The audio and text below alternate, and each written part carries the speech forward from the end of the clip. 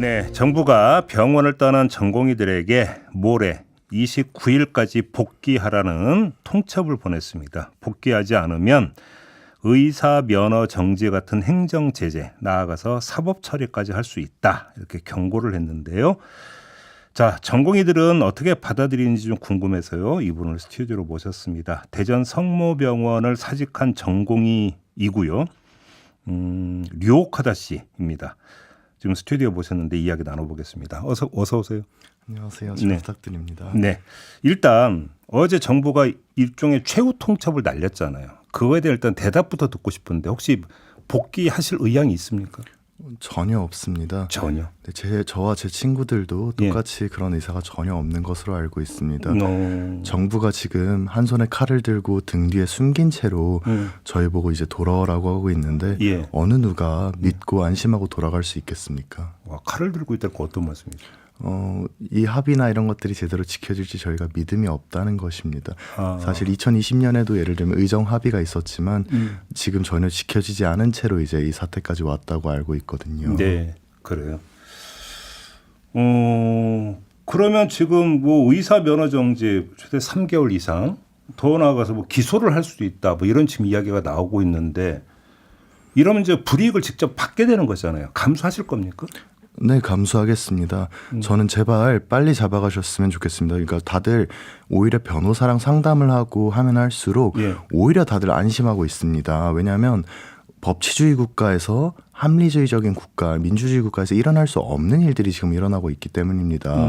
정부가 하는 지금 업무 개시 명령, 어떤 행정명령들, 업무 복귀 명령, 집단행동 교사 금지 명령들 전부 근거가 없습니다. 그리고 우리나라는 삼권 분립 국가이기 때문에 행정부에서 이런 것들을 하더라도 사법부가 현명한 판단 내려주실 것이라고 믿고 있습니다. 그러면 의사면허 정지 같은 행정 제재도 법률적 근거가 없고 더 나아가서 사법 조치를 한다 하더라도 법원에서 이걸 받아들일 가능성은 거의 없다. 네, 그렇습니다. 변호사들하고 그러니까 상담한 결과는 그렇다. 네, 그리고 만약에 그런 결과가 받아들여진다면 우리나라는 그냥 제3세계 독재 국가에 불과하다고 생각합니다. 그렇다면 이런 나라에서 제가 살고 면허를 갖고 있는 게 또 무슨 의미가 있겠습니까? 우리나라 그런 나라 아니라고 생각합니다. 우리나라 성숙한 민주주의 국가고 합리적인 법치주의 국가라 생각합니다. 최근에 그 현재 상황을 보건 군사 독재라고 표현하신 적이 있어요?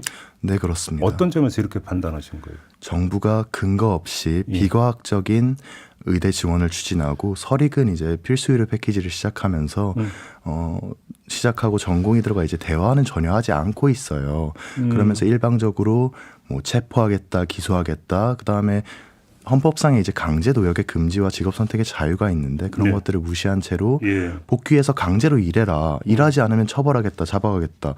그리고 이미 출국 금지 명령도 내려졌지요. 아, 출국 금지? 네, 저는 지금 출국할 수가 없습니다. 그렇기 때문에 대체 이게 독재가 아니면 무엇이란 말입니까? 그러니까 여기서 이제 그러니까 일방적이고 좀 강압적이다, 그런 뜻에서 하신 말씀이세요? 네, 비슷한 말입니다.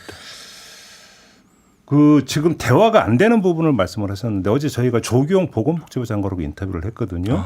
조규용 보건복지부 장관의 어떤 말은 정부는 대화를 하고 싶은데 전공의 쪽에서 채널을 닫아버린 것처럼 이야기를 했는데 그게 아니라는 말씀이세요? 전혀 사실이 아니라고 생각합니다. 대화라는 거는 마주 앉아서 말을 한다는 뜻이잖아요. 그렇죠. 그러려면 뭔가 마주 앉아서 말 그대로 말을 해야 되는데요. 근데 지금 뭐 처벌이니 이런 것들을 뒤로는 말해놓고 그 다음에 며칠까지 복귀 안 하면 너네 다 형사고소야, 뭐 법정 최고형이야, 이렇게 얘기하시는데, 그러면서 대화하자는 거는 사실 뭐 어린아이라도 안 갈 거라고 생각합니다. 그렇게 공포 분위기 조성해 놓으면 대화가 되겠느냐, 이런 취지의 말씀이신가요? 맞습니다. 그래요. 아무튼 어제 이제 정부가 최후 통첩성 메시지를 발신을 했는데 당장 내일 모레잖아요. 혹시 일부 전공이라도 그러니까 돌아갈 어떤 조짐, 움직임은 없습니까? 솔직히. 일단 저는 대전협이나 뭐 의협이나 이런 곳을 대변하지 않습니다. 그러니까 저는 개인 전공 자격으로 나온 거기 때문에 저 개인이랑 친구들 얘기는 해드릴 수 있을 것 같아요. 친구들은 반응이 어때요? 대부분은 흔들리지 않아요. 근데 저 같은 경우 사실 뭐 감옥도 가겠다, 면허 정지되고 취소되면 저 산골에서 원래 농사 지었거든요. 저 농사 잘 져요. 모내기도 해봤고요. 혹시 그 지게도 지고 치 캐고 뭐 다 할 줄 알아요. 포도 순 따고 봉지 씌우고. 그래서 그렇게 사면 되는데 이제 그렇지 않은 분들도 당연히 있지요. 겁먹고 그런 분들이 있지만 아까 말씀드린 대로 변호사랑 상담을 하면 할수록 다들 오히려 안심하고 오히려 마음을 편하게 먹는 분위기입니다. 정부가 얼마나 조급하면 저러겠습니까? 아니 주변에서 그런 얘기 많이 들으실 것 같은데 아니, 어떻게 들어간 의대인데 어떻게 그러니까 저기 딴 의사인데 이런 얘기 안 나옵니까 주변에서? 아니 의사가 뭐 대단합니까? 다른 직종도 예. 다 고생하고 똑같이 밤새고 그래서 얻는 직종이라 생각합니다. 저는 의사가 특권 계층이거나 뭐 엄청 고생을 많이 한다거나 그런 말들 사실 다른 비의료인들이 어떻게 일하는지 실제로 보신다면 동료 의사분들도 그런 말 함부로 못할 거라고 개인적으로 생각합니다. 알겠습니다. 그럼 다시 이제 쟁점 얘기로 들어가야 되는데 지금 이제 그 의대 정원 2,000명 늘리는 건 도저히 받을 수 없다. 그냥 한마디 이렇게 정리가 되는 겁니까? 쟁점이? 아닙니다. 그러니까 쟁점부터 짚고 넘어가야 될 것 같습니다. 예.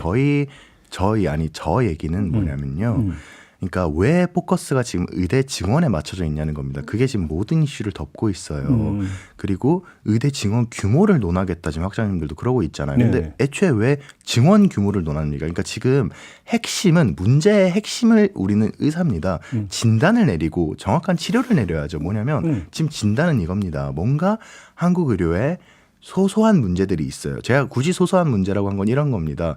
왜냐하면 우리나라는 지금 뭐 세계에서 평균 수명은 스위스와 이제 일본에 이어 3위이고 신생아 사망률도 가장 낮은 두 개 국가 중 하나고 도농 의료 격차도 뭐 두 개 가장 낮은 두 개 나라 중에 하나입니다. 이렇게 의료의 질이 우수한데 그리고 뭐 무릎 수술, 암 수술 이런 거 6개월, 2년씩 기다리는데 우리나라 지금 그냥 2차 병원 지방에서 가보세요. 다음 날 입원해서 모레 받으실 수 있습니다. 제 말이 의심스러우면 근처 정형외과에 전화해서 물어보세요. 무릎 수술 내일 모레 받을 수 있습니까? 네라고 할 겁니다. 이런 나라 대한민국밖에 없습니다. 다만 이제 소소하게 발생하는 의료 문제들이 있습니다. 언론에 의해 좀 과장된 것, 일부 언론에 의해 과장되고 정치적으로 포퓰리즘적으로 이용당하는 건데 예를 들면 뭐 소아과 오픈런, 응급실 뺑뺑이, 그렇죠. 그다음에 뭐 지역의 이제 의사 수급 문제 이런 것들이 일부 있을 수 있습니다.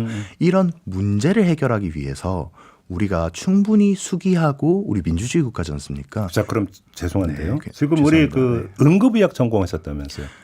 저는 이제 인턴을 마쳤고요. 3월부터 대전성모병원에서 응급의학과로 근무할 생각이었습니다. 그러면 응급실 뺑뺑이만 가지고 한번 예를 들어서 얘기를 해보죠. 네. 그럼 핵심적인 문제와 대안이 뭐라고 보시는 거예요? 사실 이거는 저는 25살 그냥 막내 정의사일 뿐이어서 제가 잘 아는 부분은 아닙니다. 사실 전문가분들이 많이 계세요.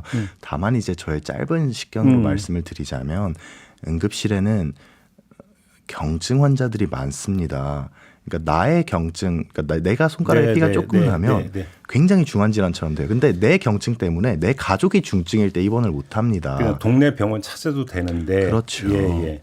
그리고 이제 정말로 대부분의 국민분들은 이제 옳게 의료응을 하고 계시지만 극히 소수가 이제 그 물을 흐린다고 하죠. 예를 들면 어떤 것이냐면 뭐 119를 택시처럼 이용하세요. 병원 가는 병원 갈 때 싸니 무료니까요. 근데 한 번 출동할 때 국가에서 60만 원 가량 내는 걸로 알고 있어요.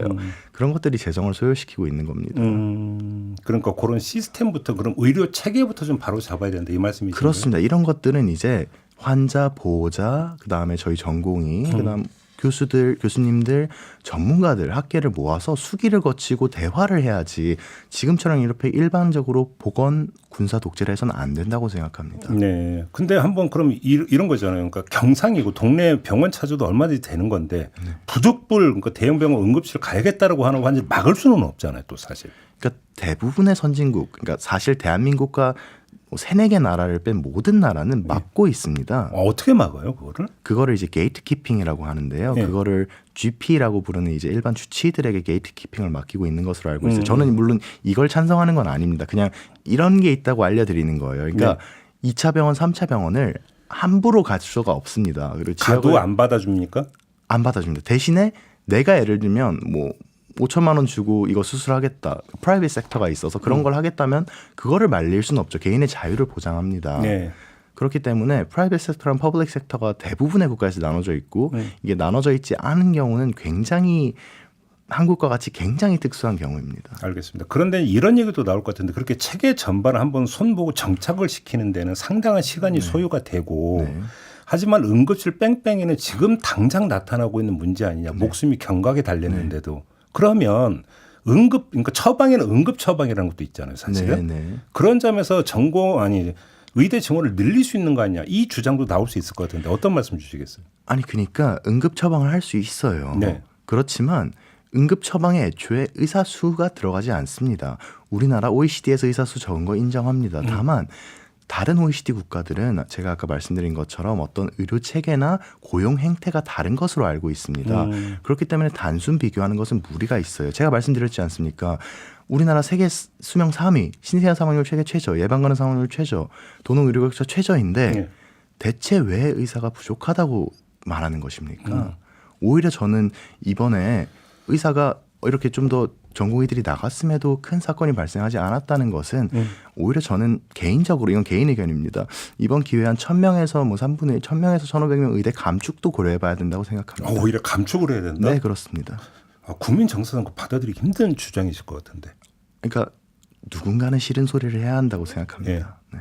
그러면 장기적으로 봐서 의사가 부족한 게 아니라 의사가 남아돌 거다 이런 말씀이신 거네요? 저는 개인적으로 그렇게 생각하지만 저는 말씀드린 대로 전혀 전문가가 아니고 25살 막내이기 때문에 이런 소리도 한번 해보는 겁니다.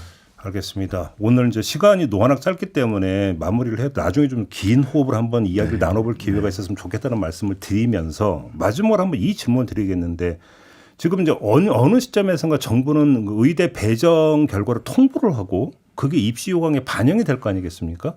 그러면 되돌이기가 힘든 건데 그때는 어떻게 하실 생각이세요? 그때는 진짜로 영영 떠나실 생각이세요? 병원에서? 거기까지는 생각을 안 해봤어요. 죄송합니다.